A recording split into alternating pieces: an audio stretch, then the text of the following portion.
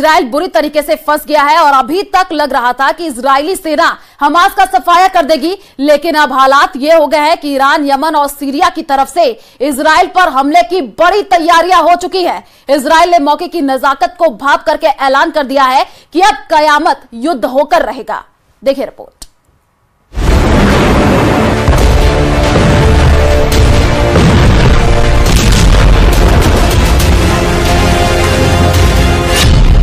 एक 1000 किलोग्राम के 14,000 बमों से हमला, फिर भी हार गया इजराइल।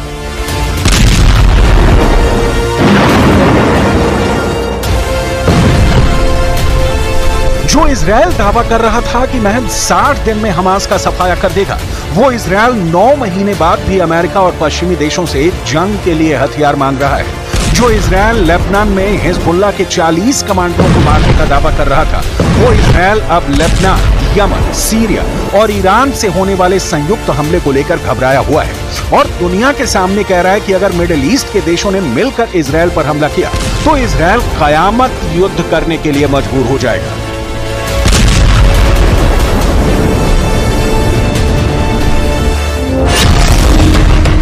अब होगा कयामत युद्ध, ईरान, यमन, सीरिया से ट्रिपल जंग।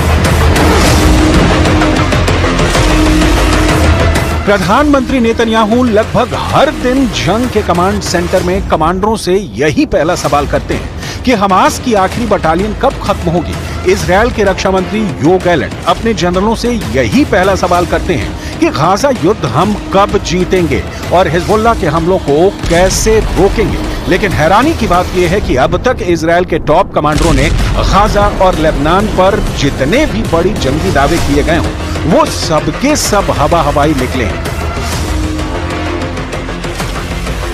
हकीकत में इजरायली सेना के पास हथियारों की भारी कमी है और यही वजह है कि अब इजराइल को लगने लगा है कि मध्य पूर्व देशों के साथ साथ ईरान, सीरिया और यमन इजराइल पर हमला कर सकते हैं। इसी को देखते हुए इजराइल के विदेश मंत्री इजराइल कैट्ज ने अब कयामत युद्ध की धमकी दे दी है। इजराइल के विदेश मंत्री की यह धमकी खास तौर से ईरान और लेबनान को लेकर है। इजराइल कैट्ज ने सोशल मीडिया मंच एक्स पर लिखा कि ईरान को उसके विध्वंसक संदेश ने उसे विनाश के योग्य बना दिया है। जो शासन विनाश की धमकी देता हो उसे बर्बाद कर दिया जाना चाहिए। इजराइल कैट्ज ने यह भी लिखा है कि अगर ईरान समर्थित हिजबुल्लाह लेबनान से इजराइल पर अपनी गोलीबारी बंद नहीं करता और बॉर्डर से दूर नहीं जाता है तो इजराइल उसके खिलाफ पूरी ताकत से कार्रवाई करेगा। वक़्फ़ अन्नार फी जबहत लुबनान, वक़्फ़ अन्नार फी जबहत यमन, वक़्फ़ अन्नार फी जबहत अल-इराक़, सबीलुहा वहीदुन अवहदुन ला आखिर लह। अगर हम पिछले 24 घंटे की बात करें तो इजरायली सेना ने गाजा पट्टी में भयानक हमले किए हैं। रफा, जबालिया कैंप, खान यूनुस में इजरायली सेना ने चुन कर टारगेट तबाह किए हैं। दावा किया जा रहा है कि दक्षिणी गाजा में हमास की आखिरी बटालियन के करीब 10,000 से ज्यादा हमास के लड़ाके मौजूद हैं जो इजरायली सेना पर सटीक हमले कर रहे हैं। टैंक, माइन, रॉकेट और एंटी टैंक मिसाइलों से इजरायली सेना पर घातक हमले हो रहे हैं। यही वजह है कि अब इजरायली सेना हमास के लड़ाकों को मारने के चक्कर में फिलिस्तीनियों को भी मारने के लिए मजबूर हो गई है। पिछले 24 घंटे में इजरायली सेना ने कम से कम 40 फिलिस्तीनियों को मार दिया है, जबकि 224 फिलिस्तीनियों के घायल होने की खबर है। अब तक गाजा पट्टी में 37,834 फिलिस्तीनी मारे जा चुके हैं, जबकि घायलों की संख्या 86,858 तक पहुंच चुकी है। दक्षिणी गाजा के रफा शहर और पूर्वी गाजा के शुजाया में इजरायली सेना ने जमकर गोलीबारी की है। रफा में तो एक ही परिवार के 6 लोगों की मौत हुई है। इजरायली बमबारी में पश्चिमी रफा में एक ही परिवार के 6 लोगों की मौत हुई है। इजरायली सेना खान यूनुस के पूर्व में अबासन और खुजा सहित कई शहरों को तोपखाने से निशाना बनाया है। היבשתית, האווירית, מחזקים את מערכי המודיעין ונערכים לכל אפשרות. צריך לזכור את המצב הבסיסי. המצב הוא שחיזבאללה פתח נגדנו במלחמה, גם אם מוגבלת, ב8 באוקטובר, יום אחרי חמאס, ומאז הוא לא עצר אותה. ובמובן הזה יש לנו חובה לשנות את המצב בצפון. अब होगा कयामत युद्ध, ईरान, यमन, सीरिया से ट्रिपल जंग।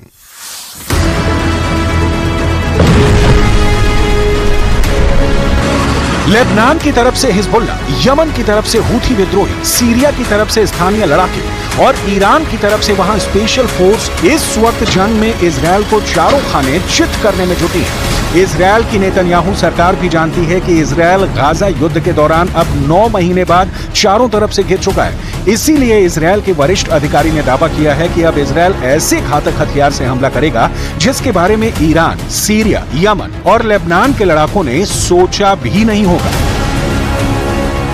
इजरायल के एक वरिष्ठ अधिकारी ने दावा किया है कि इजरायली सेना के पास ऐसे हथियार हैं जो कयामत ढा सकते हैं। इजरायली अधिकारी ने यह भी कहा कि ईरान ही नहीं बल्कि मध्य पूर्व के दूसरे देश भी उनके खिलाफ आ जाएं तो इजरायली सेना उन्हें बर्बाद कर देगी। Israel aerospace industries worker council के चेयरमैन यायर कार्ड्स ने दो टूक कहा है, इजरायल के पास एक हथियार है जो ईरान का मुकाबला कर सकता है। कार्ड्स ने भी दावा किया कि अगर हमें लगता है कि इजरायल के अस्तित्व पर खतरा है तो ईरान, यमन, सीरिया और मध्य पूर्व के सभी देश मिलकर इजरायल के खिलाफ जंग करते हैं तो हमारे पास कयामत ढाने वाले हथियार मौजूद हैं जिनसे हम उनका विनाश कर देंगे।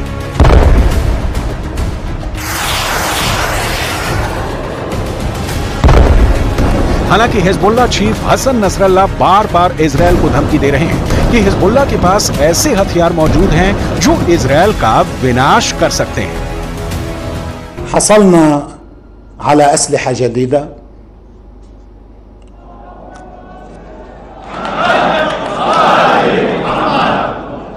طبعا ما حقول شو هي الأسلحة الجديدة، هي بتبين بالميدان وقت اللي بيتاخد قرار بتبين بالميدان।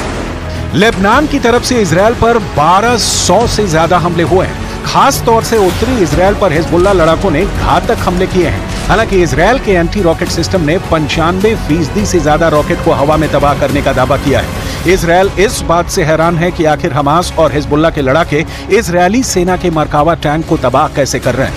इजरायल के मरकावा टैंक को दुनिया के सबसे बेहतरीन टैंकों में से एक माना जाता है, लेकिन हमास को रफा क्रॉसिंग से ऐसे हथियार तस्करी के जरिए मिल रहे हैं जिन्होंने इजरायल की नींद उड़ा दी है। पिछले हफ्ते ही हमास को हथियार सप्लाई करने वाला एक सप्लायर मारा गया है। जरा देखिए कैसे मारा गया हमास का हथियार सप्लायर अबू अशाक। इजरायली सेना के दावों के मुताबिक इजरायली वायुसेना ने रफा के बेहद अंदर हवाई हमला किया है जिससे हमास का हथियार सप्लायर अबू अशाक मारा गया है। अबू अशाक ही हमास को हथियार सप्लाई कर रहा था जिसकी भनक आईडीएफ को लगी, जिसके बाद रफा में इजरायली सेना ने पहले अबू अशाक की कार का पीछा किया और फिर जैसे इजरायली वायुसेना को अबू अशाक की कार दिखाई दी उस वक्त उसकी कार पर 3 से 4 मिसाइलों से हमला किया गया जिसमें अबू अशाक मारा गया। לנו ברור שאנחנו צריכים להכריע את חטיבת רפיח. אני חושב שהמשימה הזאת מתקדמת באופן נחוש, מקצועי לצערי, גם לצד המחיר הכבד ששילמנו היום, ההישגים ברפיח של אוגדה 162, פיקוד הדרום, הישגים משמעותיים מאוד, וכן, אנחנו מתקרבים לפירוק חטיבת רפיח. 9 महीने से चल रही खूनी जंग के बावजूद हमास खत्म क्यों नहीं हो रहा है? इसकी सबसे बड़ी वजह है अबू अशाक जैसे हथियार सप्लायर जो लगातार हमास को हथियार दे रहे हैं। जरा सोचिए अबू अशाक हमास को कैसे हथियार सप्लाई करता है।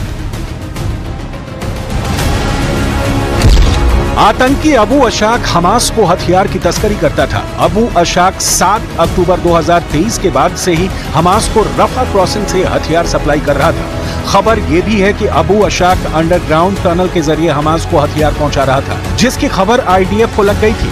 गाजा पट्टी में आईडीएफ इंटेलिजेंस की तरफ से दिए गए इनपुट के आधार पर इजरायली वायुसेना ने एयर स्ट्राइक की जिसमें आतंकी अबू अशाक मारा गया। इजरायली वायुसेना ने रफा में रात भर रेडी टू फायर रॉकेट वाले एक लॉन्चिंग साइट को भी तबाह कर डाला है। इसके अलावा हवाई हमले में मिलिट्री इंस्टॉलेशन, आतंकवादी सेल और अंडरग्राउंड टनल को तबाह और बर्बाद किया गया है। يجيبوا لقمة عيشهم للغزة للتجارة تجار ما لهم في أول ولا لهم في آخر، خبطوهم بالصواريخ.